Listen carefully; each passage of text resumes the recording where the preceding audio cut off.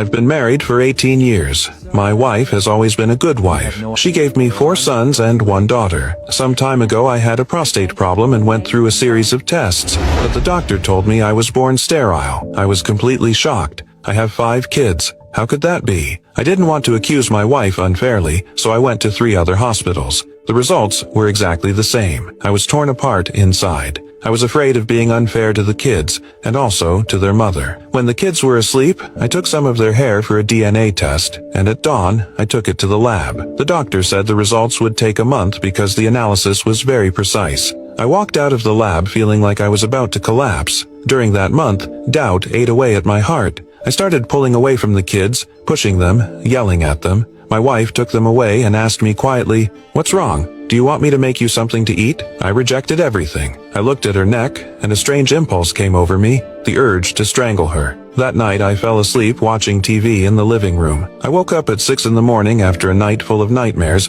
where I killed my wife and my children, and then killed myself. I sat outside the house, watching from a distance, secretly keeping an eye on her. She barely went out, and no one came to visit her. 1 week before the expected results, I went to push the lab, and they told me it would be delayed another week. I almost lost my mind. I left the lab and decided to see my closest friend. He works in import and export, and for years he has supported me like a brother. When he saw me, he asked what was wrong, and I told him everything through tears. He smiled slightly and said, "That's all? Those are your children. Your wife is innocent. Don't let suspicion destroy you." He gave examples of people who had children and years later discovered they were sterile, and said the results would prove it. I calmed down a little, but at home I was still irritable. My wife asked why I got back at 7 and I yelled, "What does it have to do with you? I come back late if I want to." The kids came over like always to play with me, but I yelled, "Anyone who comes close, I'll hit them. Stay away. I'm sick and exhausted." While I was saying that, my heart was breaking. That night I fell asleep again in front of the TV in the living room. The next day, I went to see him again. When I parked in front of his company, I saw my wife walking out.